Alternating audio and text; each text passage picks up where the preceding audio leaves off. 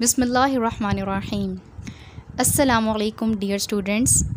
I'm Anisa Batul, done Bachelor of Electrical Engineering and now doing Masters in it. आज का हमारा lecture map of physics या introduction of physics के बारे में है.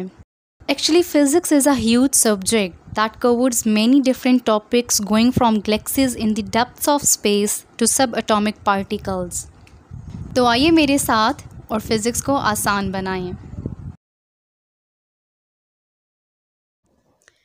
सबसे पहले देखते हैं कि फ़िज़िक्स क्या है. फ़िज़िक्स एक साइंटिफिक डिसिप्लिन है या एक साइंटिफिक सब्जेक्ट है.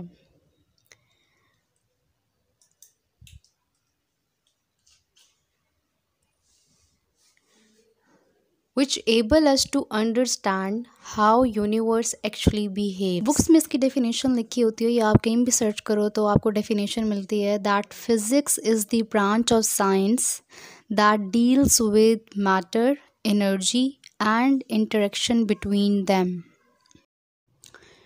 उर्दू में इसकी तारीफ़ क्या होगी कि फ़िज़िक्स साइंस की ऐसी शाख है जो मादा, तवानाई और इनके आपस के ताल्लुक़ के बारे में बताती है. अब देखते हैं कि मैटर क्या है. मैटर कोई भी चीज़ जिसका मास हो और जो जगह घेरती हो, मस्ट ऑक्यूपाई सम स्पेस, वो मैटर कहलाती है. मैटर की 4 स्टेट्स होती हैं: solid, liquid, gas and plasma. Plasma को आयनिक स्टेट ऑफ मैटर भी कहा जाता है.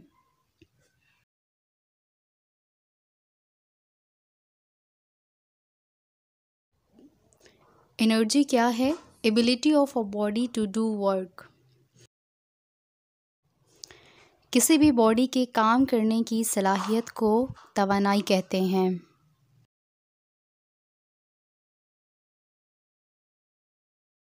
एनर्जी की मेनली 2 टाइप्स होती हैं. एक kinetic energy due to motion और दूसरी potential energy due to position.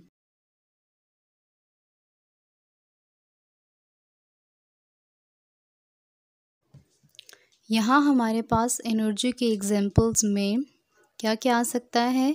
Light, heat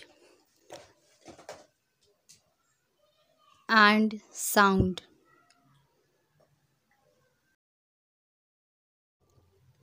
map of physics में फ़िज़िक्स 3 पार्ट्स में डिवाइड होती है. वैसे तो फ़िज़िक्स की बहुत सी ब्रांचेस हैं लेकिन मेनली इसके ये 3 पार्ट्स हैं. एक क्लासिकल फ़िज़िक्स, दूसरा रिलेटिविटी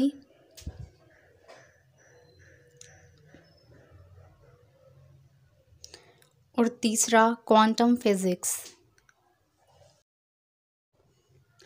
सबसे पहले क्लासिकल फ़िज़िक्स को देखते हैं.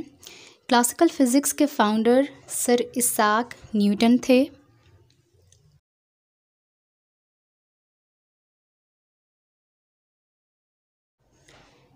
क्लासिकल फ़िज़िक्स में हमारे पास क्या क्या आता है? सबसे पहले लॉज ऑफ मोशन. जो न्यूटन ने हमें 3 लॉज ऑफ मोशन दिए हैं वो आएंगे. जो ऑब्जेक्ट की रेस्ट पोजीशन को और मूविंग पोजीशन को डिस्क्राइब करते हैं कि ऑब्जेक्ट की मूविंग पोजीशन किस पे डिपेंड करती है? फोर्स पे डिपेंड करती है. अगर कोई फोर्स अप्लाई नहीं हो रही तो ऑब्जेक्ट रेस्ट पे होगा, अदरवाइज फोर्स का लगना ज़रूरी है.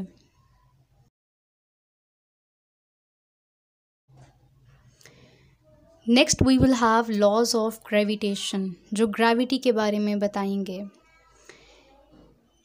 कि ग्रेविटेशनल फोर्स 2 ऑब्जेक्ट के दरमियान डायरेक्टली प्रोपोर्शनल होती है उनके प्रोडक्ट ऑफ मासेस के और इन्वर्सली प्रोपोर्शनल होती है to the square of distance between them. Next we have calculus. Calculus actually mathematics की एक ब्रांच है और mathematics is the language of physics, must remember.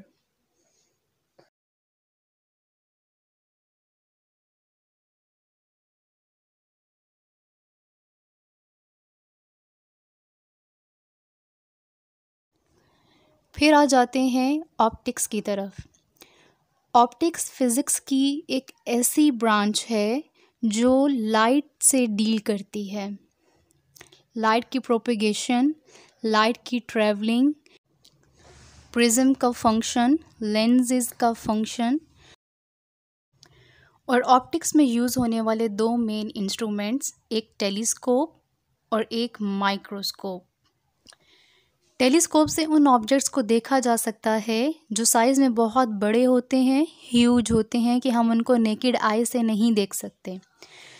जबकि माइक्रोस्कोप से उन ऑब्जेक्ट्स को देखा जा सकता है जो साइज़ में बहुत छोटे, बहुत टाइनी होते हैं, कि हम उनको नेकेड आई से नहीं देख सकते। फिर आते हैं वेव्स की तरफ। वेव्स क्या हैं? मीडियम है या ज़रिया है, एयर, वाटर या साउंड जिसके थ्रू ट्रैवल करती है। इसकी दो टाइप्स हैं, एक ट्रांसवर्स और एक लॉन्गिट्यूडनल। ट्रांसवर्स में आपका एंगल 90 बनता है, जबकि लॉन्गिट्यूडनल में एंगल 180 बनता है। ये दो मेन टाइप्स हैं वेव्स की। इसके अलावा और ये फर्दर बहुत सी टाइप्स में डिवाइड होती हैं, जिनको हम फिर आगे देखेंगे। Next we have electromagnetism. ये इलेक्ट्रिक पावर और मैग्नेटिक पावर दोनों को डिस्क्राइब करती है।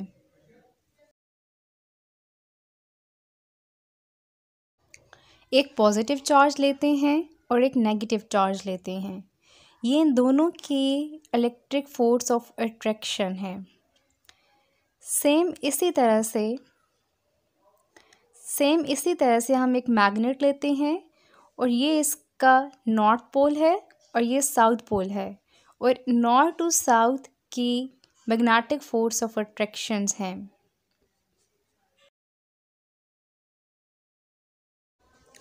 फिर आता है mechanics.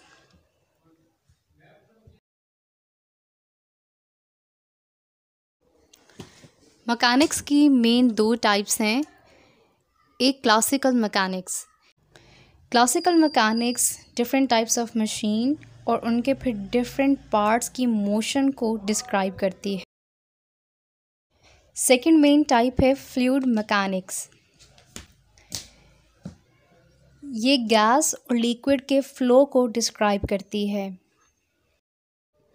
Then we have acoustics, which is related to sound and sense of hearing. At the end of classical physics, we have astrophysics. Astrophysics तारों की स्टडी और उन पर अप्लाई होने वाले लॉज को डिस्क्राइब करती है। मैप ऑफ फिज़िक्स के सेकंड पार्ट की तरफ आते हैं, रिलेटिविटी। इसके फाउंडर सर अल्बर्ट आइंस्टाइन हैं। सर आइंस्टाइन ने दो थ्योरीज पेश की थी, एक स्पेशल थ्योरी ऑफ रिलेटिविटी और दूसरी general theory of relativity. Special theory में आइंस्टाइन इक्वेशन आती है E=mc², जो एनर्जी और मास के रिलेशन को डिस्क्राइब करती है। यहाँ E एनर्जी है, m मास है और c वेलोसिटी ऑफ लाइट है, स्पीड ऑफ लाइट। ये थ्योरी बताती है कि कोई ऑब्जेक्ट जितना फास्ट ट्रैवल करता है उतना ही टाइम कम हो जाता है।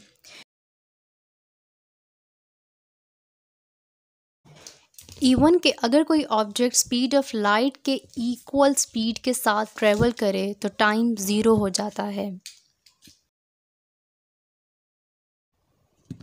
जनरल थ्योरी स्पेस टाइम से रिलेट करती है। It tells that gravity bending space time and making other objects to fall towards. Means के ग्रेविटी जिस जगह पे किसी ऑब्जेक्ट को अट्रैक्ट करती है वहाँ स्पेस टाइम बेंड हो जाता है और उसकी वजह से अदर ऑब्जेक्ट्स भी वहाँ अट्रैक्ट होते हैं, फॉल करते हैं। Now come to the last part, quantum physics. Quantum physics further 3 parts में डिवाइड होता है। एक एटॉमिक फिज़िक्स, दूसरा न्यूक्लियर फिज़िक्स, तीसरा particle physics.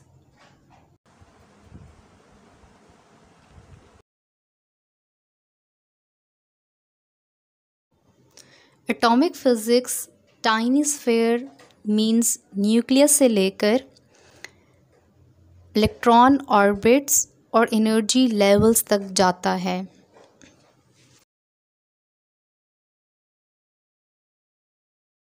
Particle physics subatomic particles को डील करता है, जैसे कि इलेक्ट्रॉन, प्रोटॉन और न्यूट्रॉन।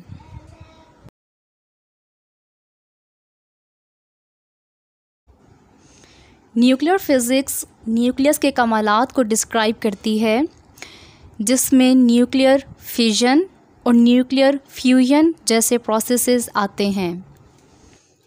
न्यूक्लियर फिजन में एक हैवी न्यूक्लियस स्प्लिट होता है, डिवाइड होता है 2 पार्ट्स में with the release of energy. इसके एग्जांपल्स में हमारे पास न्यूक्लियर पावर प्लांट्स आते हैं या बॉम्ब ब्लास्ट आते हैं। बॉम्ब ब्लास्ट में जितनी भी डिस्ट्रक्शन या तबाही होती है वो उस एनर्जी के रिलीज़ होने की वजह से होती है।